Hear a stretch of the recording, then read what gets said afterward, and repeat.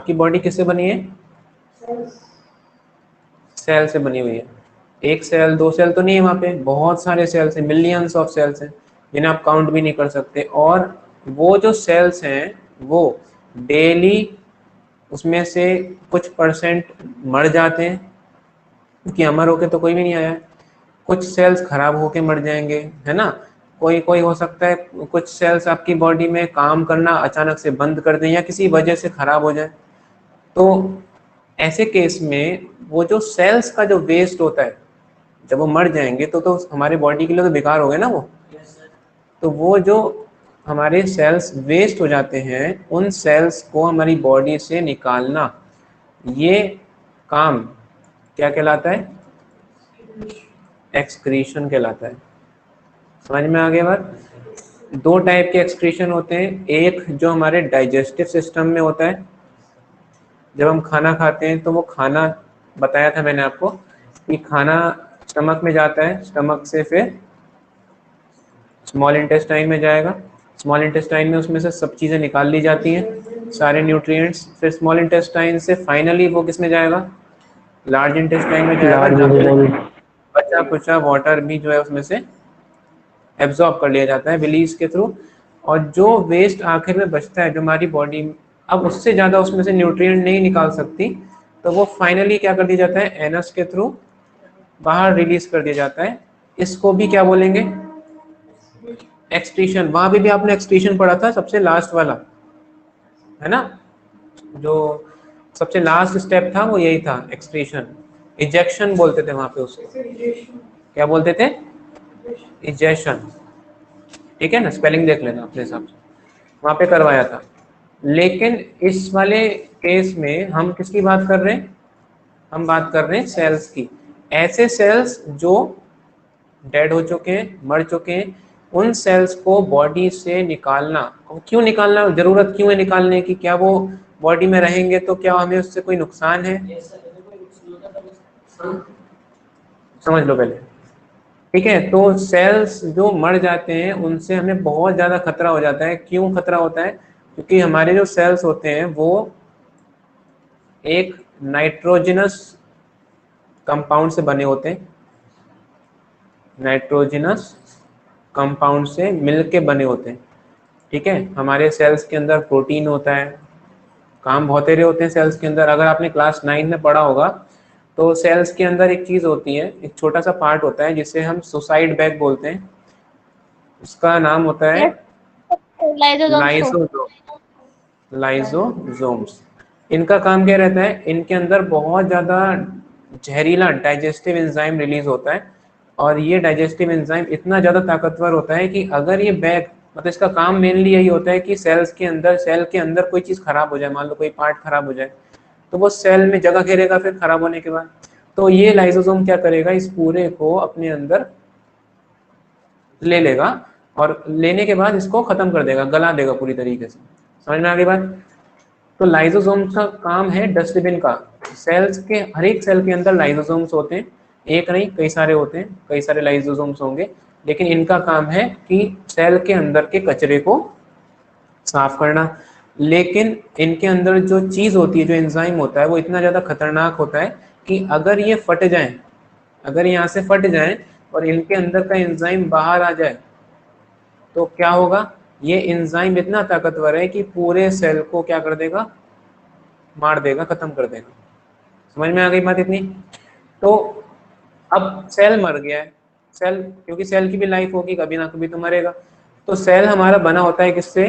Nitrogenous compound से। ये nitrogenous compound जब हमारा सेल मर जाता है तो ये नाइट्रोजनस कंपाउंड कन्वर्ट हो जाते हैं, डेड सेल्स की बात बता रहा हूँ मैं, जो हमारे डेड सेल्स होते हैं उनमें जो मेन कंपाउंड बचता है नाइट्रोजनस का, वो बचता है यूरिया। क्या होता है? यूरिया। और यूरिया हमारी बॉडी के लिए पॉइजनस सब्सटेंस है, अच्छा सब्सटेंस नहीं है, बहुत ज़्यादा जहरीला सब्सटेंस है। तो इसको बॉडी में बिल्कुल भी नहीं रखना। क्यों? अगर ये ज़्यादा रहेगा बॉडी में तो फिर हम अगर मान लो एक सेल मर गया, दो सेल मर गए, यूरिया अगर ज़्यादा क्वांटिटी में हो गया हमारे ब्लड के अंदर, तो उस केस में हमारी खुद की क्या हो जाएगी? डेथ हो जाएगी। ठीक है, बहुत ज़्यादा पॉइजनस सब्सटेंस है, फिर ये और किसी भी चीज़ को और किसी ऑर्गन को काम करने नहीं देगा। क्लियर है इतनी बात? अब इस यूरिया को बॉडी से निकालने के लिए हमारी बॉडी में एक होता है ऑर्गन जिसका नाम है किडनी। इसका नाम क्या है? किडनी। अब ऊपर वाले ने हमको कितनी किडनी दी है? 2 किडनी दी है, ताकि हमारी इतनी बड़ी बॉडी आराम से काम करती रहे, इसलिए हमको कितनी किडनीज मिली है? 2 किडनी मिली है। और ये किडनी का जो शेप होता है वो होता है राजमे की तरह। राजमा देखा होगा सबने, खाया भी होगा। राजमा खाया है? तो राजमा देखना कभी, राजमा का जो शेप होता है इस तरीके का, बिल्कुल सेम टू सेम हमारी किडनी भी वैसी होती है, लेकिन राजमा अलग चीज है, किडनी अलग चीज है। अब इसमें होता क्या है, किडनीज में टोटल 4 पाइपलाइंस होती हैं। 2 आर्टरीज, एक आर्टरी होगी और एक वीन होगी। इसे क्या बोलते हैं हम? Renal artery. इसे क्या बोलते हैं हम? Renal Wien. इसका फंक्शन बता रहा हूँ कैसे काम करती है। जो भी सेल्स हमारी बॉडी में मर जाते हैं वो सब के सब कहाँ चले जाते हैं? हमारे ब्लड के अंदर भेज दिए जाते हैं। बताया था मैंने आपको, ब्लड क्या होता है? ट्रांसपोर्टेशन सिस्टम का की तरह काम करता है हमारी बॉडी में। तो जो भी सेल मरते हैं वो सब कहाँ भेज दिए जाएंगे? ब्लड के अंदर। और फिर ये ब्लड जो है ये घूमता हुआ कहाँ जाएगा? हमारी किडनी के अंदर। किडनी का काम क्या है? अब उस ब्लड में मरे हुए सेल्स का यूरिया भी होगा, तो किडनी क्या करेगी? अब वो यूरिया को उसमें से निकाल देगी और जो साफ ब्लड है वो वापस क्या कर देगी? उसी पाइपलाइन में भेज देगी। बस इतना सा काम होता है किसका? किडनी का।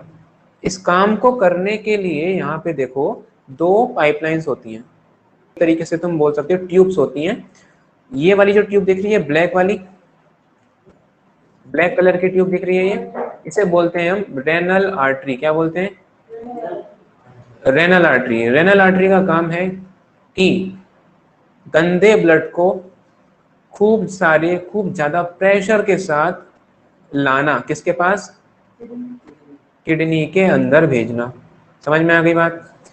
जब यहाँ से यूरिया वाला ब्लड अंदर आएगा तो किडनी क्या करेगी? उसमें से यूरिया अलग कर देगी और साफ ब्लड भेज देगी वापस किसमें?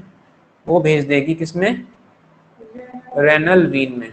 मतलब यहाँ से जो गंदा ब्लड आया है उसे साफ करके वो भेज देगी कहाँ पे? रेनल वीन में वो साफ ब्लड चले जाएगा और रेनल वीन वापस उस साफ ब्लड को हमारी बॉडी में क्या कर देगी? रेगुलेट कर देगी। बस इतना सा काम होता है। जो गंदगी उसने छानी है किडनी ने वो क्या है?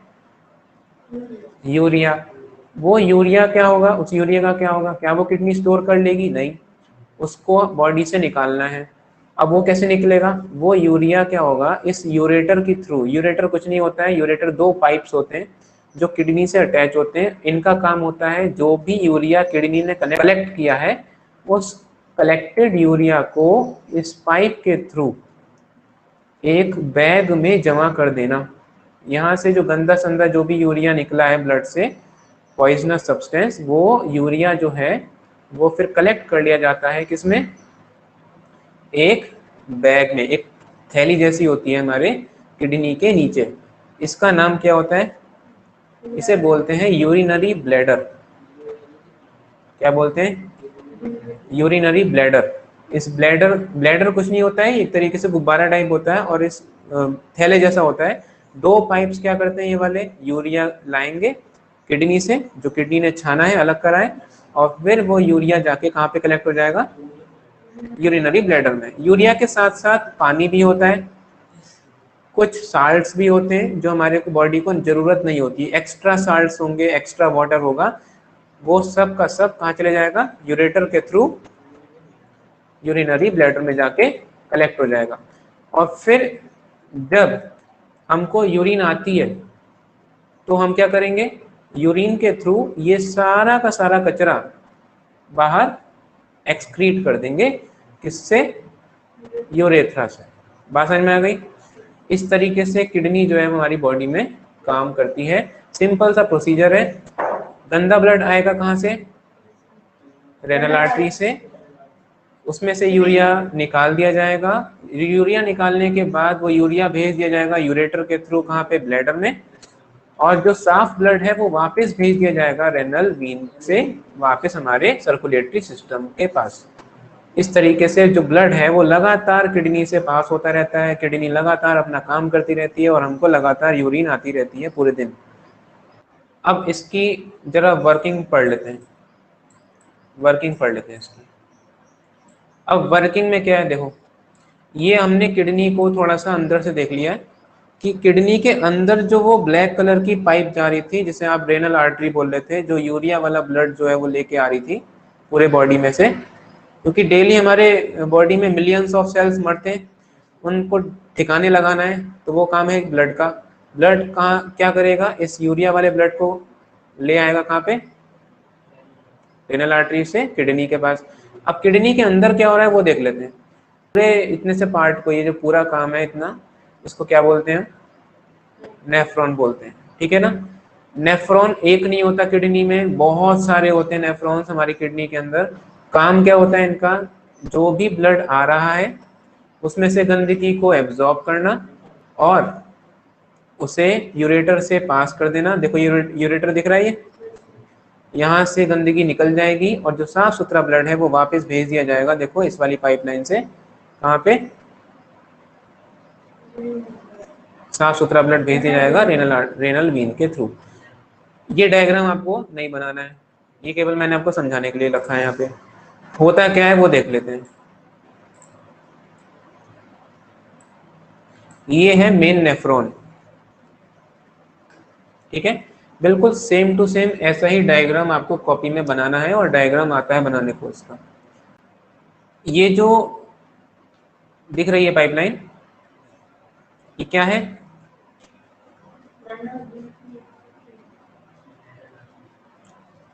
क्या है ये, रेनल आर्टरी, बताया ना अभी, रेनल आर्टरी तो है ये, जो गंदा ब्लड लेके आ रही है। देखो अभी रेनल आर्टरी से जो हमारा ब्लड है वो आ रहा है, डर्टी ब्लड एंटर हो रहा है। अब रेनल आर्टरी है, क्या है ये, आर्टरी की दीवारें कैसी होती हैं, बहुत ज्यादा मोटी होती हैं। आर्टरी में जो ब्लड फ्लो करता है उसका प्रेशर कैसा होता है, बताओ भाई। हाई, बहुत ज्यादा हाई होता है। क्यों होता है हाई, क्योंकि वो हार्ट से डायरेक्टली कनेक्टेड होती हैं, है ना। तो हार्ट जब पंप करेगा तो ब्लड का प्रेशर सारी आर्टरीज में एकदम से पंप आउट हो जाएगा। तो इसीलिए यहाँ पे आर्टरी का इस्तेमाल किया जाता है ब्लड को अंदर लाने के लिए। क्यों, क्योंकि इसमें प्रेशर जो होगा ब्लड का वो हद से ज्यादा होगा। अब ये जो आर्टरी है, देखो यहाँ पे अंदर आते आते पतली होती गई, दिख रही है, पतली होती हुई। और फाइनली ये आर्टरी जो है ये बहुत ही छोटी छोटी कैपिलरीज में बन जाती है। कैपिलरीज की थिकनेस कितनी होती है, एक सेल जितनी। सोचो इतनी मोटी ट्यूब एक सेल जितनी ट्यूब में कन्वर्ट हो गई अंदर आके। ये जो ट्यूब जाती हुई दिख रही है यहाँ से, ये फाइनली यहाँ पे देखो कितनी महीन महीन जाली जैसी बन गई, झल्ली जैसी बन गई। तो इतनी मोटी आर्टरी आपकी कन्वर्ट हो जाती है बहुत ही पतली कैपिलरीज में, और जो यहाँ से ब्लड आ रहा है प्रेशर से वो उन कैपिलरीज से पास होना है और बहुत प्रेशर से पास होना है। अब क्या होगा कि जो ब्लड आ रहा है उसमें बहुत सारी चीजें हैं, उसमें हमारी क्या क्या चीजें हैं, देखो उसमें हमारा यूरिया भी है, उसमें हमारा ग्लूकोज भी होगा, क्योंकि हमने डाइजेशन वाले पढ़ा है उसमें कि स्मॉल इंटेस्टाइन क्या करती है, सारी चीज़ों को एब्जॉर्ब कर लेती है। उसमें खाना भी होता है ब्लड के अंदर, है ना, एमिनो एसिड बताया था, उसमें साल्ट भी होगा, उसमें पानी भी होगा, उसमें यूरिया भी होगा। हमें हटाना क्या है, केवल हमें इस ब्लड में से ये चीज़ें नहीं हटानी है।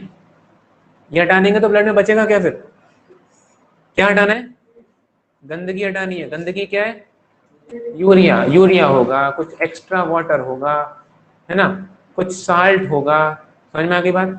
तो हमें गंदगी हटानी है, तो वो गंदगी हटाने के लिए यहाँ से खूब प्रेशर वाला ब्लड आ रहा है। जब इतना ज्यादा प्रेशर वाला ब्लड अंदर की साइड आएगा तो ये कैपिलरीज इतना प्रेशर को नहीं झेल पाएंगी और ये सारे ब्लड को जब इसमें से पास होगा तो ये ब्लड में से ये जो मेन कंपोनेंट्स हैं सारे, ये सब यहाँ से छन के कहाँ चले जाएंगे, ये चले जाएंगे हमारे ट्यूब्यूल के अंदर, मतलब नेफ्रॉन के अंदर। किसके अंदर चले जाएंगे? नेफ्रॉन के अंदर। नेफ्रॉन का जो शेप होता है वहां देख लो ढंग से, यहाँ पे कैसा दिख रहा है शेप आपको? ये दिख रहा है यू शेप। ये जो यू शेप है, इस नेफ्रॉन के यू शेप स्ट्रक्चर को क्या लेंगे?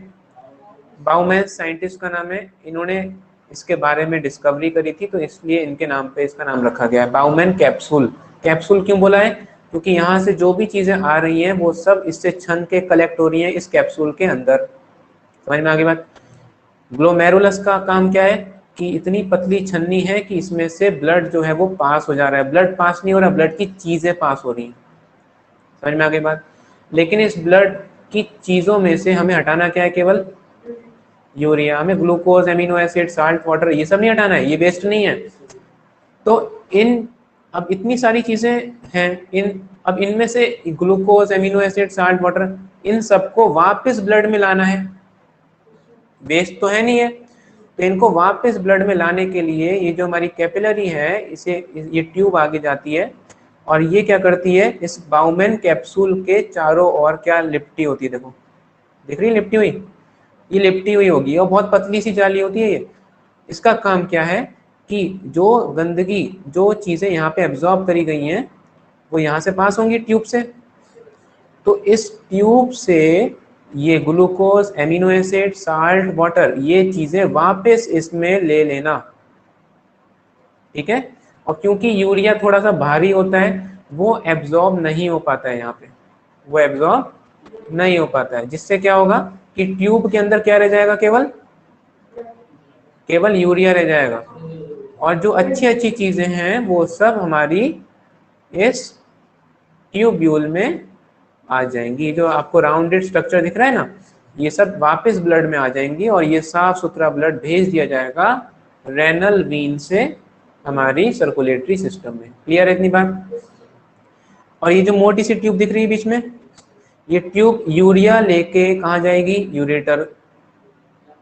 यूरेटर को अपना सारा यूरिया प्रदान कर देगी, दे देगी। अब ऐसा ये पूरा स्ट्रक्चर क्या है? ये पूरा स्ट्रक्चर क्या है? नेफ्रॉन। पूरा स्ट्रक्चर क्या है? नेफ्रॉन है। ये एक नेफ्रॉन है। ऐसे कितने नेफ्रॉन हो सकते हैं? बहुत सारे हो सकते हैं। ठीक है ना? इस तरीके से बहुत सारे नेफ्रॉन यहाँ पे निकले होंगे। तो वेस्ट निकल रहा है, इसमें कुछ पानी होगा, बताया मैंने, एक्स्ट्रा वाटर, कुछ साल्ट होंगे जो हमारी बॉडी को जरूरत नहीं है, सारा का सारा यूरिया निकल जाएगा और ये सब मिलके क्या बन जाएगा? यूरिन। जो आप यूरिन सब जानते हैं इस बारे में, क्या बताना। ठीक है? ये सब जाके कलेक्ट हो जाएगा कहाँ पे? कहाँ पे कलेक्ट होगा? यूरिनरी ब्लैडर में। ब्लैडर में जाके इकट्ठा हो जाएगा और ब्लैडर, जब आपको प्रेशर लगेगा तो आप क्या करोगे? यूरिन को इजेक्ट कर दोगे। समझ में आ गई थी बात? बहुत सिंपल सा लॉजिक है। एक नेफ्रॉन का स्ट्रक्चर वेरी वेरी इंपॉर्टेंट आता है एग्जाम में, तो आपको इसको ढंग से कर लेना है। अब मेरे को ये बताओ कि किडनी फेल हो जाती है लोगों की, हो जाती है लोगों की किडनी फेल, तो उसके कारण है, क्या हो सकता है किडनी फेल होने का कारण? बताओ जरा। सबसे पहली चीज, आर्टरी से दिल बहुत तेजी से धड़कने लग जाए। मान लो तुम्हारा, जब दिल तुम्हारा तेजी से धड़केगा तो आर्टरी में क्या बन जाएगा? प्रेशर बनेगा बहुत ज्यादा। आर्टरी में आपकी प्रेशर जो है वो हद से ज्यादा बन जाएगा।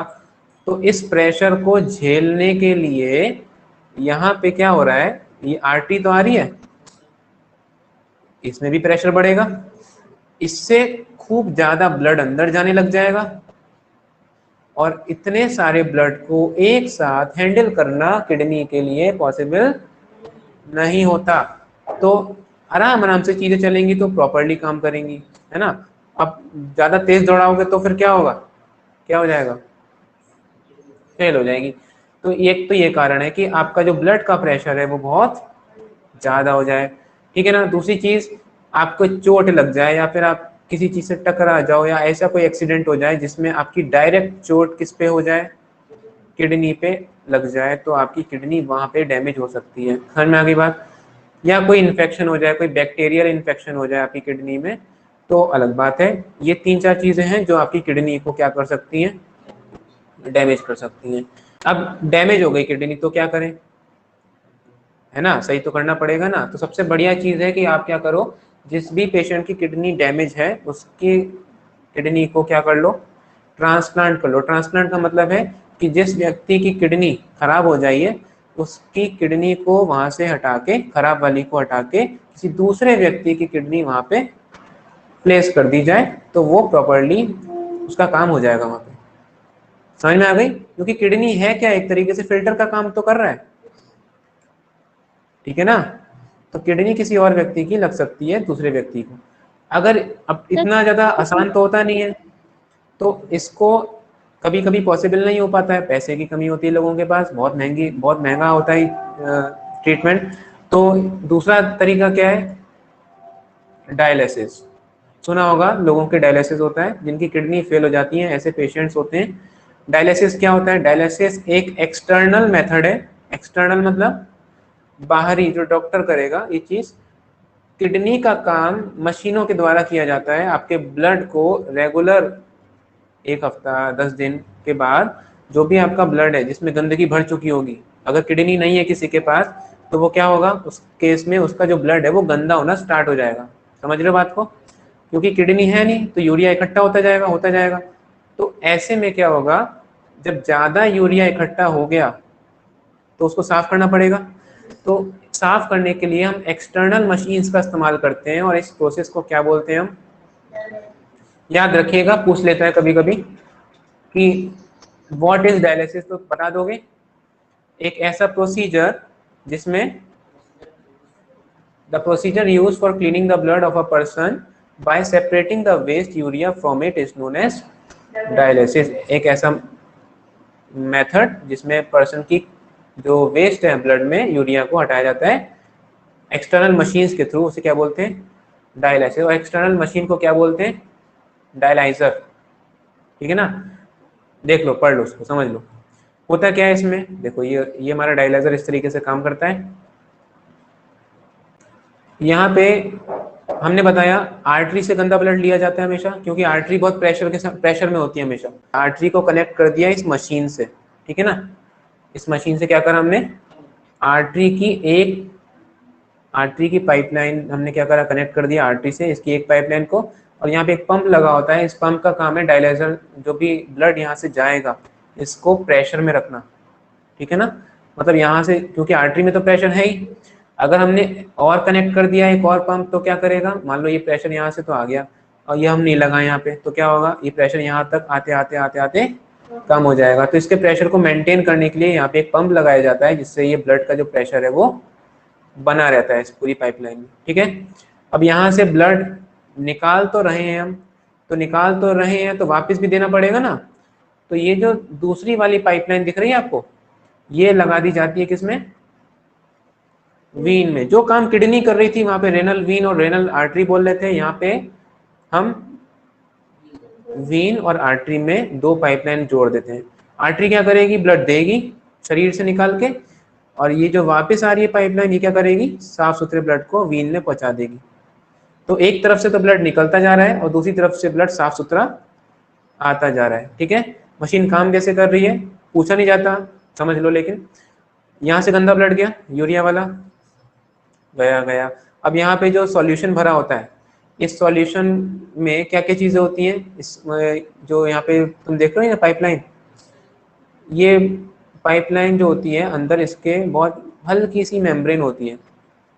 परमिएबल मेम्ब्रेन का मतलब है कि इससे आर पार चीजें जा सकती हैं, ठीक है भाई, तभी तो फायदा हो। प्लास्टिक का पाइप लगा देंगे तो यूरिया निकलेगा कैसे उसमें, समझ में आ रही बात। तो इसका जो पाइपलाइन होती है अंदर, ये पाइप जा रहा है, ये इसकी जो दीवारें होती हैं, दीवार वो कैसी होती है, परमिएबल होती है, मतलब उसमें से चीजें आर पार जा सकती हैं। जो इसके आसपास ये जो लिक्विड भरा हुआ है, इसमें क्या होता है, इसमें जो ब्लड में चीजें होती हैं वही चीजें यहाँ पे भी होती हैं, लेकिन साफ सुथरी वाली, ठीक है। होता क्या है कि यहाँ पे यूरिया की कंसंट्रेशन क्या है, ज्यादा, और इस वाले सॉल्यूशन में यूरिया की कंसंट्रेशन होती ही नहीं है।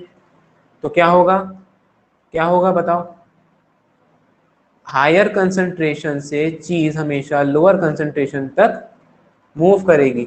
तो इस परमिएबल मेम्ब्रेन से, इस वॉल से जो यूरिया है वो निकल निकल के कहाँ चले जाएगा, इस सॉल्यूशन में जाके मिल जाएगा। समझ में आ गई बात। और ये पाइपलाइन जो होती है इस तरीके से पूरी बार राउंड राउंड करके लगा दी जाती है ताकि ब्लड को इसमें टाइम मिल जाए कि सारा का सारा यूरिया इसमें से निकल जाए। ये बात आपको समझ में आ गई। जब सारा का सारा यूरिया निकल जाएगा यहाँ से, तो जो साफ सुथरा ब्लड है वो वापस कहाँ पर आ जाएगा, हमारा वीन में डाल दिया जाएगा और वीन हमारे बॉडी में सर्कुलेट कर देगी उस साफ सुथरे ब्लड को। चैप्टर का लास्ट टॉपिक क्या, पेड़ों में कैसे होता है। हमने जानवरों में पढ़ लिया, अपने अंदर पढ़ लिया ह्यूमंस में।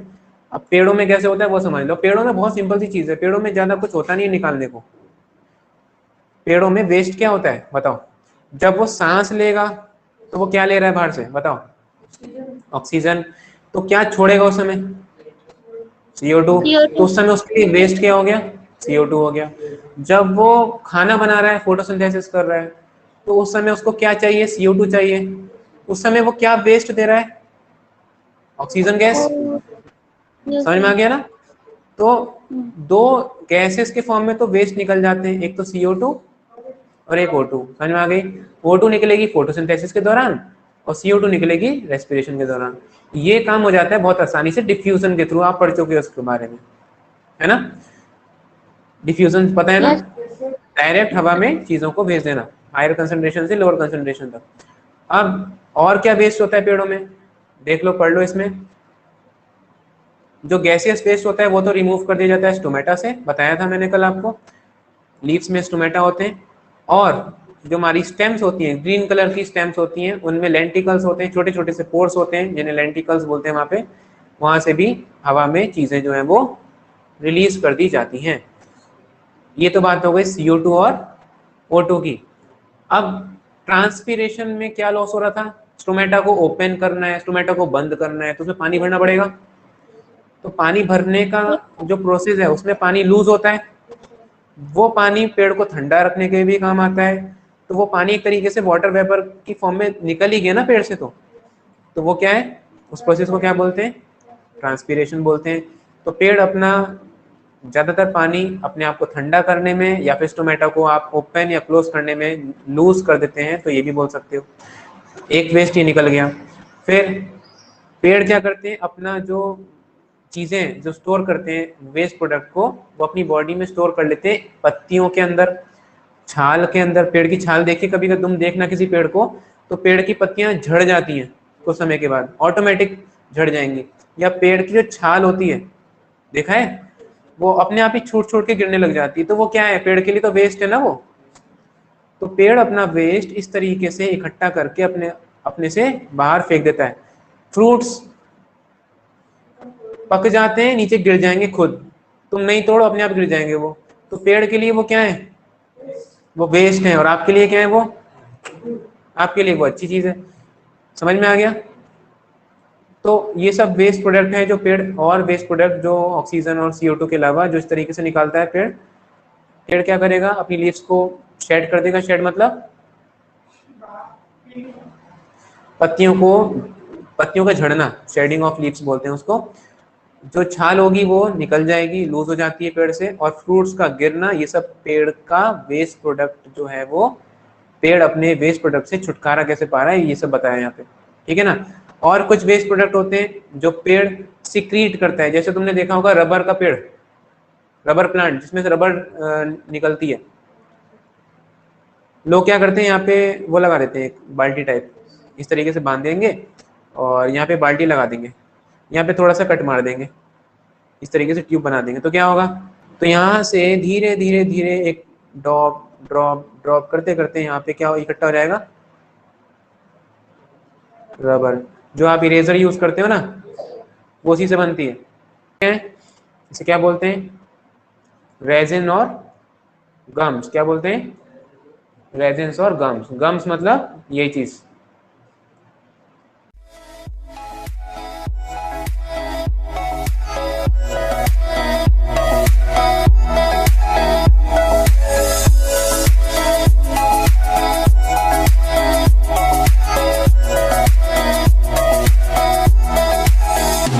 है।